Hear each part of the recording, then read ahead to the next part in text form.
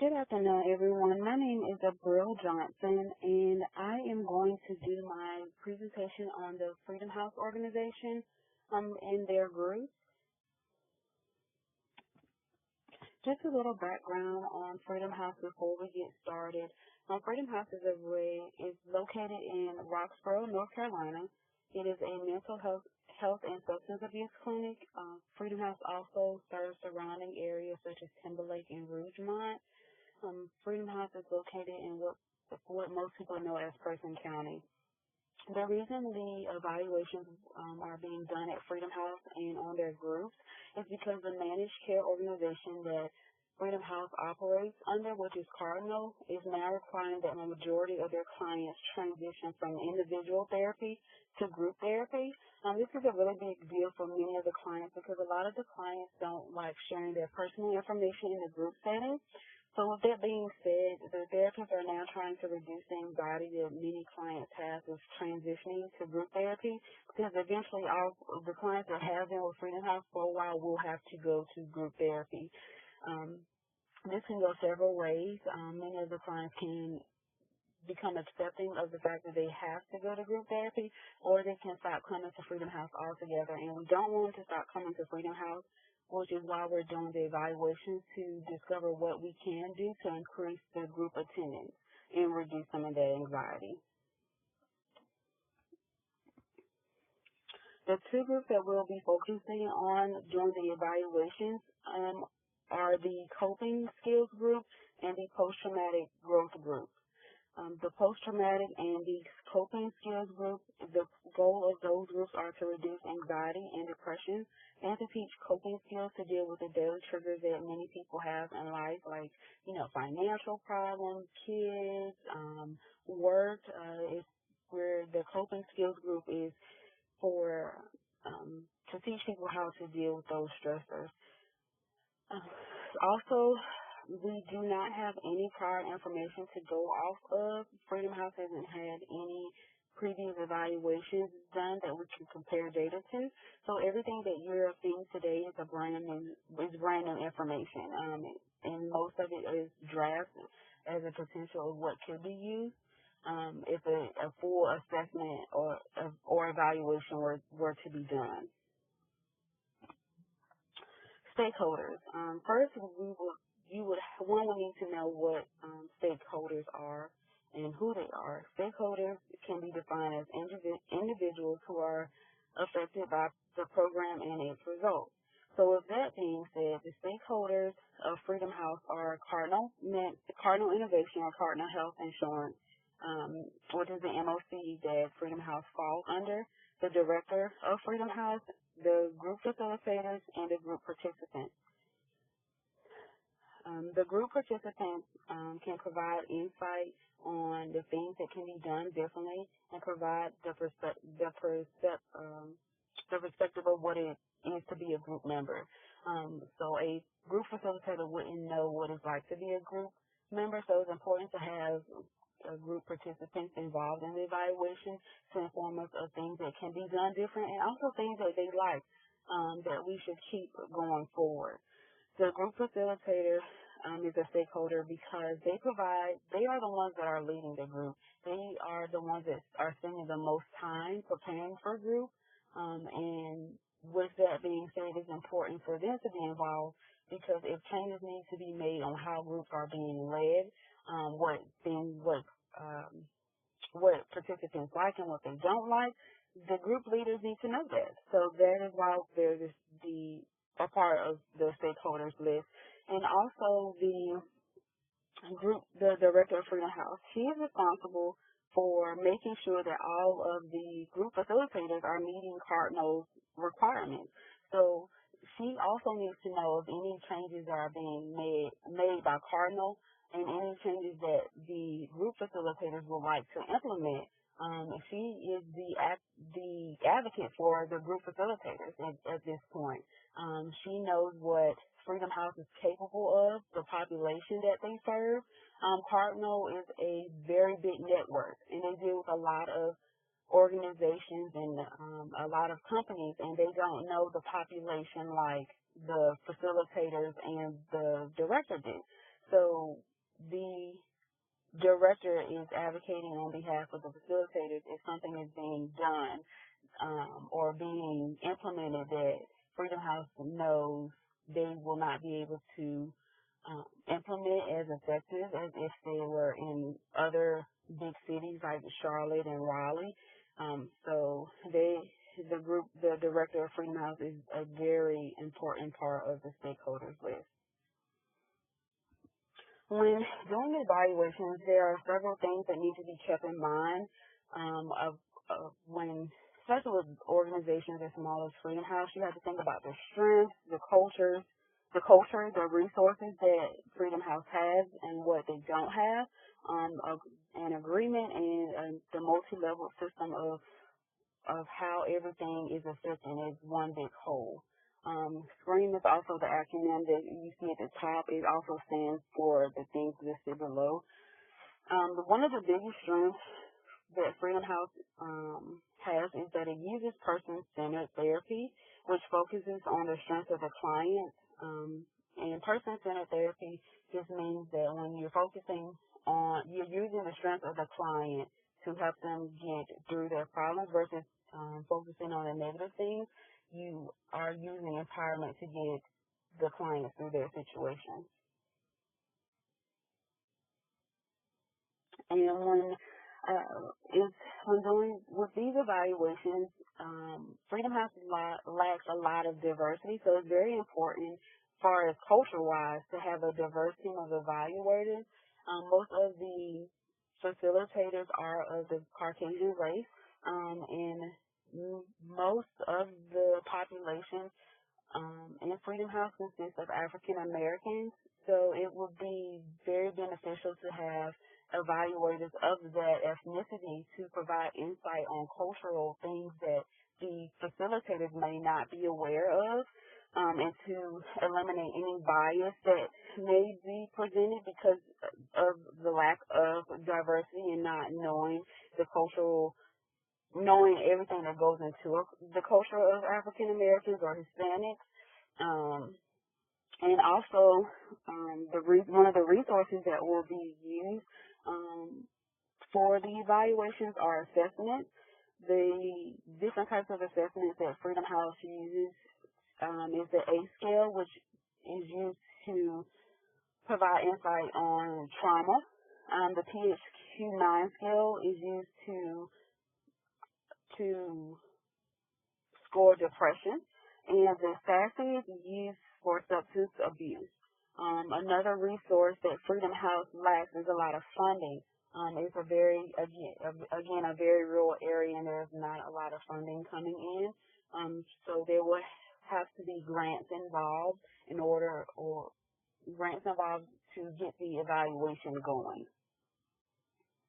Also, the written agreement. The written agreement is basically just saying that all the stakeholders are aware of what's going on, what changes are being made, and everybody is on board with those changes. When it comes to the multi-part, the M of the SCREAM acronym, which is the multi-level systems, this is basically asking what level system is being affected. And the one that stood out the most is the micro level, which is the individual level, which is the desired changes within individuals. The group and individual therapy are used to invoke changes within the individual that will then be passed on to the meso level with the families and work and community. So it starts at the individual level first, and then can potentially go to the meso level.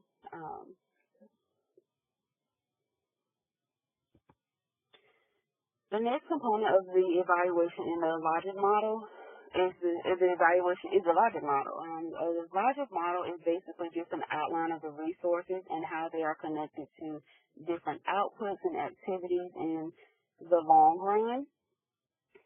So this logic model just clarifies in more of a clear understanding of what is trying to be done and what resources Freedom House has to get that done.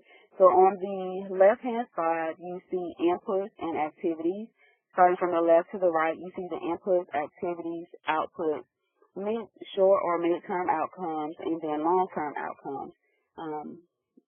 And this is over a year time span. The resources that Freedom House is looking to use to do the evaluation is Cardinal, of course, which is one of the stakeholders, funding, individual therapy, coping skills group, the post-traumatic group, the facilitators, and then the Freedom House director again. So for an example, the coping skills group is a resource that Freedom House has, which is also one of the things that is being evaluated. And what does the coping skills group? If you look under activity, it says will provide clients with coping techniques to deal with daily stressors.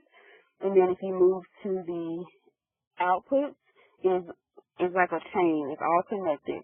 So once you've reached the level of dealing with daily stressors, then clients will report to maybe sleeping 3 or more hours because they're dealing with less anxiety, they're able to sleep more. And the short-term goal of the coping skills will be to decrease anxiety and depression by 15%. And the long-term goal by the end of the year is after 6 individual sessions, the client can now be transitioned into groups.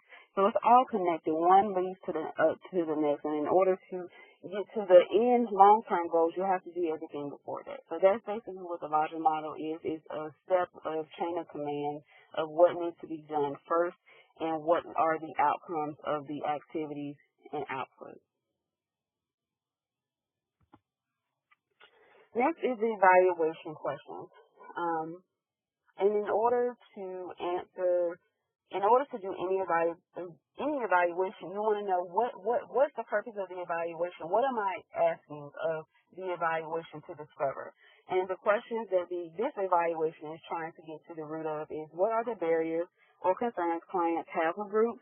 Clients who attend groups will see a faster reduction in symptoms compared to individual therapy, which is asking a question, will clients see a faster reduction in groups compared to those who attend group therapy? And then the last question is, what does the program, which is the groups, need in order to improve group attendance?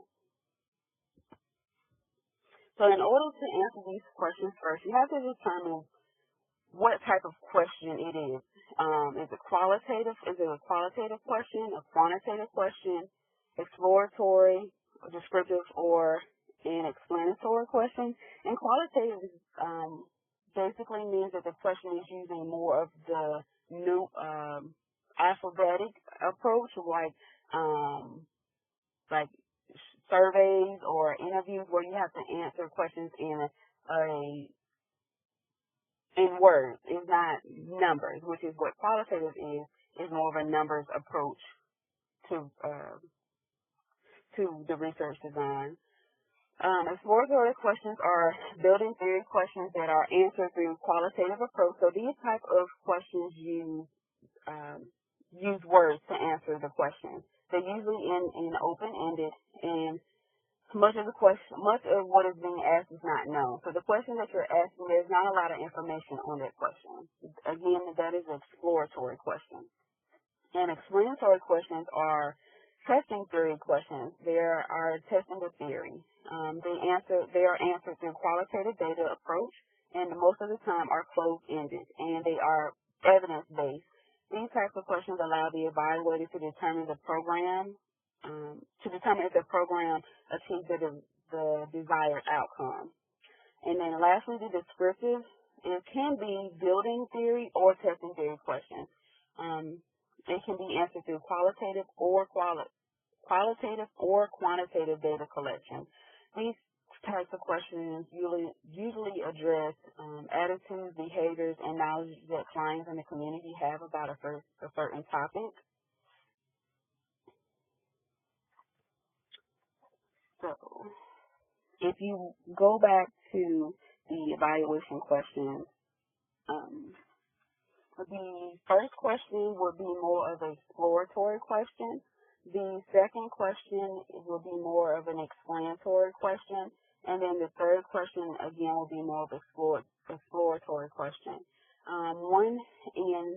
3 are exploratory because they're open-ended questions. You can't answer these questions with yes or no. You need more information. You're trying to search for for the answers. This is what the 1 and 3 is the majority of what the evaluation is trying. What can we do to improve groups? What are your concerns about groups, or why can't you attend groups? So with these questions, they're not yes or no questions, which is the opposite of what question 2 is. Question 2 is a closed-ended question, and it is testing your theory is to see if the people who attend groups have better results and the faster reduction in symptoms compared to those who attend individual therapy.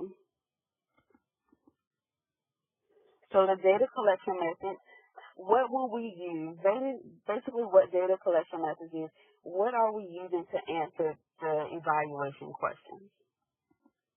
So for the evaluation question 1, which was what are the barriers or concerns groups have about clients, we will use a survey and a questionnaire kind of put together. And if you see the picture off to the right-hand side, this is a draft of what the group satisfaction survey will look like. At the top, you have an ID number. We want to keep the confidentiality of the client secure. We don't want the facilitators or the group directors by any chance to know who the client is. Again, Roxborough is a small town, and we don't want this type of information just on the paper where anyone by any chance could see this information. So we want to keep the confidentiality of the client secure. And one of the questions, just to go briefly over the survey, is, did the facilitator meet my needs? There could be an issue with why some clients may not attend group therapy. They feel like their needs are not being met. Another question toward the bottom is group therapy is better than individual therapy. What are your views on group therapy? Do you feel like it's better than individual therapy, or no? And then another question, which is also slightly answering question 2, is I have noticed a reduction in my anxiety since attending group. We want to know if the client sees a difference in their attitudes and behaviors versus when they were in individual therapy. And then the bottom is just a questionnaire, which is more the open-ended questions that, link to more of the exploratory side. We want to know more. What can we do? And one of the questions is, what do you find the most helpful about group? Those are things that the evaluators and the facilitators and stakeholders need to know. What are we doing right? And then the second question is, what do you find least helpful? Okay, what can we improve on? And the third question is, if you would change anything about group, what would it be? We want the clients to know that their opinion matters, and we want them to know that we're doing everything that can be done to accommodate their needs as well. And then the fourth question at the bottom, the last question is, do you have any additional comments? This is just opens the floor to address anything that the survey or the questions above did not answer. So it's on a Likert scale. The survey is strongly agree, mildly agree, neutral, mildly disagree, or strongly disagree. The interview is for the Freedom House staff, and we want to know how the staff of Freedom House feels about groups. They're the ones who are planning everything and are taking the time out to do the lesson plan for the client. So we want to know how they feel about it, and what can we do to improve their mood in producing better results for the client. On the right-hand side, this is again just a draft of what can be done to a draft of questions. This is a structured interview. We don't want to deviate too far of what the purpose of the evaluation is. So all of the questions on the side are questions that pertain to group therapy and what can be done For example, question 3 says, what do you like about facilitating groups? And the fourth question says, what do you not like about facilitating groups? These are very important perspectives that are needed to produce better outcomes for group attendance. Evaluation design. This just goes in a little bit more into the evaluation. The sample is who will be answering the survey, who will be doing the questionnaire. The sample is a purposeful sample.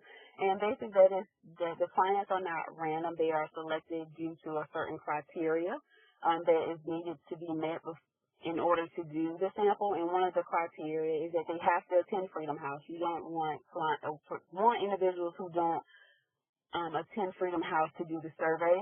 And the reason for that is because it wouldn't be beneficial if they've never attended a group session. We need individuals who have attended group, at least 3 sessions, to know what they like, what they don't like. And that's important because a lot of times we've heard clients say, oh, I don't like group, but the thing is they've only been one time. So it's important to have clients who have at least been to group at least 3 times to know, what they like, what they don't like, what they could be done better. So we are asking to at least 10 to 15 people to do the group, and that is a small number. And the reason for that is because a lot of the clients may come 3 times and then stop. Or they'll come one time and then maybe 2 weeks later they'll come another time. So, and most of the group members are consistent members, are not different. So one group may have a consistent four members. That's not enough to do the sample. So then we have to reach down and to find some more group members. And then 5 therapists. There are 5 therapists. Although we are only examining 2 groups, it's good to get a perspective from different therapists to get a common denominator of what they all are coming across as far as barrier concerns when it comes to people and when it comes to clients attending groups. So we're going to use the structured interview for all of the 5 therapists that do whole groups. And how will the data be analyzed? And we will use a dramatic analysis for the interview. So what will happen is when the interview is conducted, it will be recorded first, and then it will be transcribed.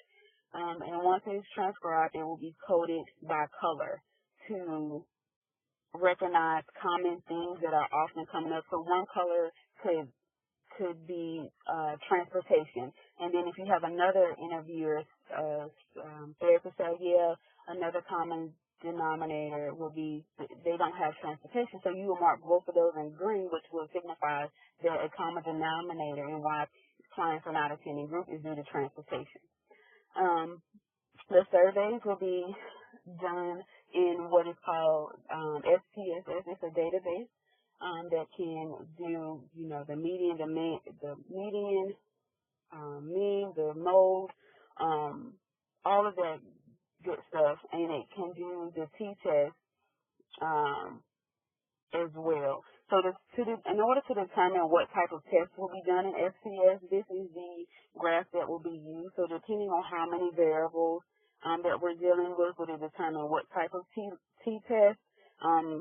So take, for example, on the right-hand side, it says, are the same participants being tested more than once? In this particular case, they will be tested more than once because at the beginning of group, we want to see what their PHQ-9 is.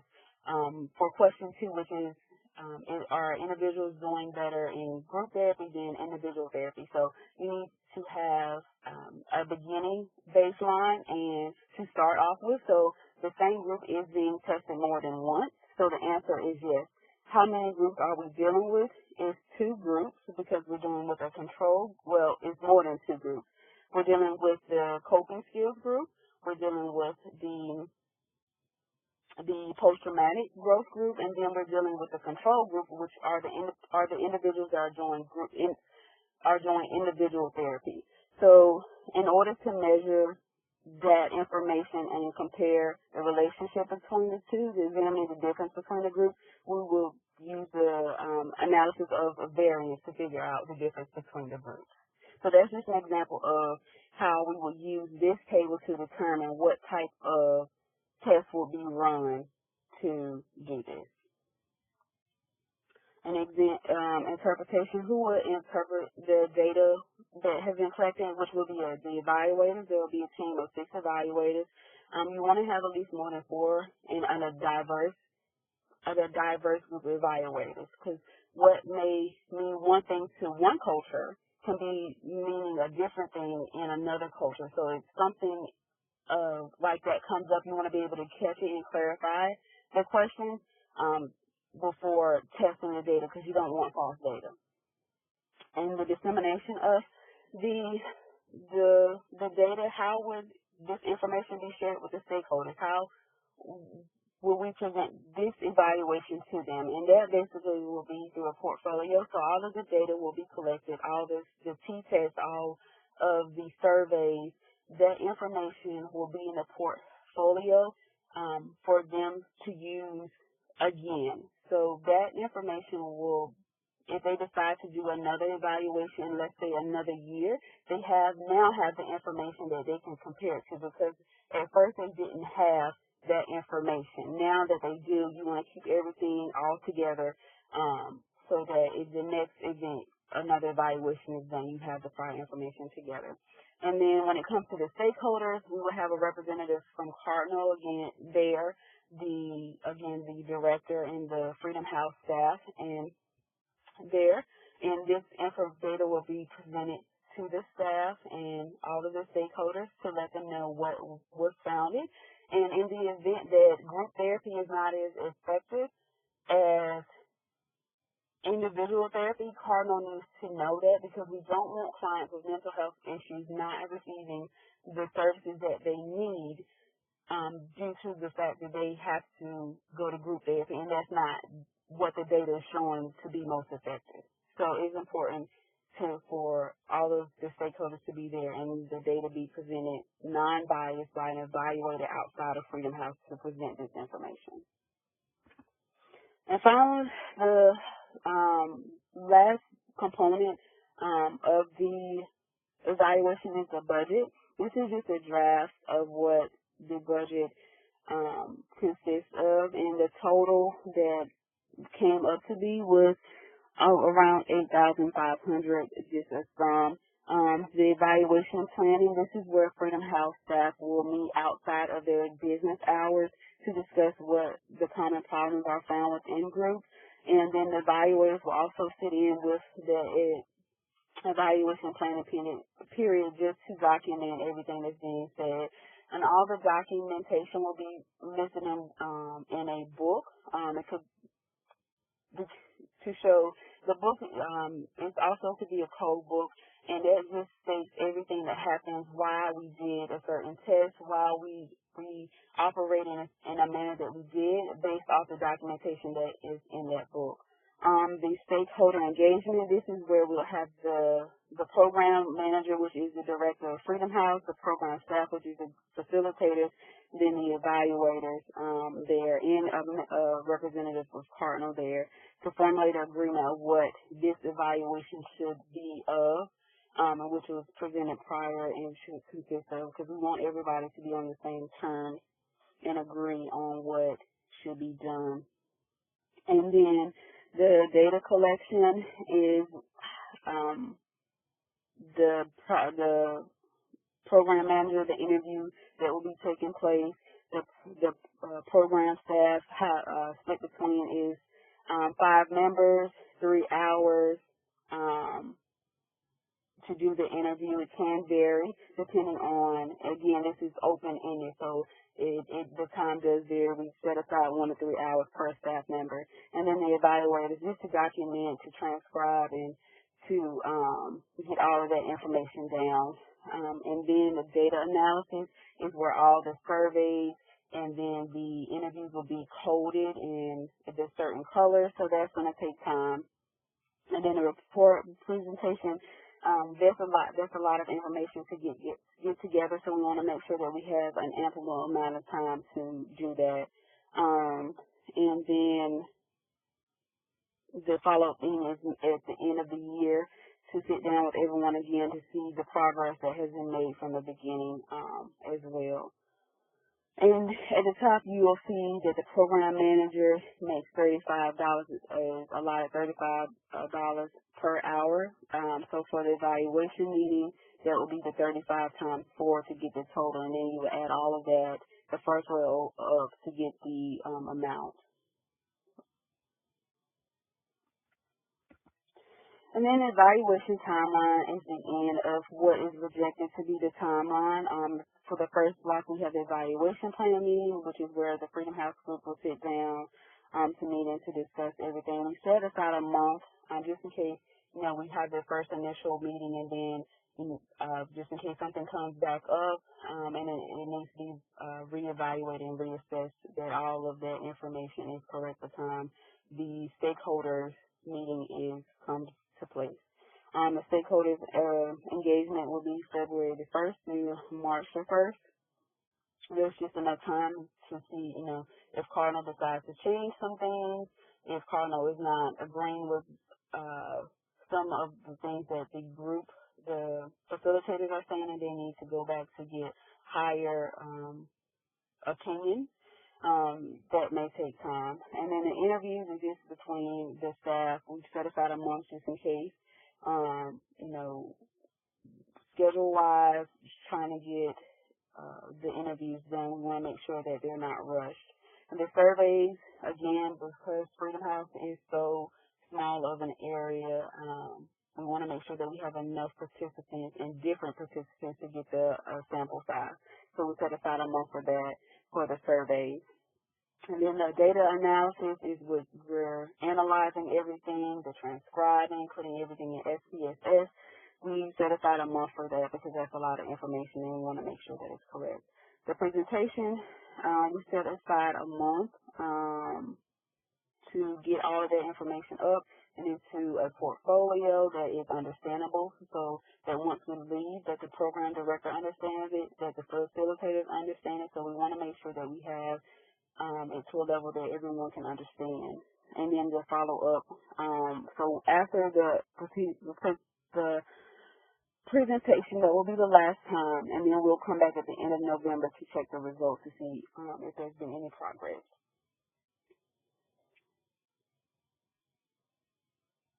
So that is all. If you have any questions, please let me know. I hope this providing insight on what the evaluation would look like if we had to do a full assessment at Freedom House. Thank you.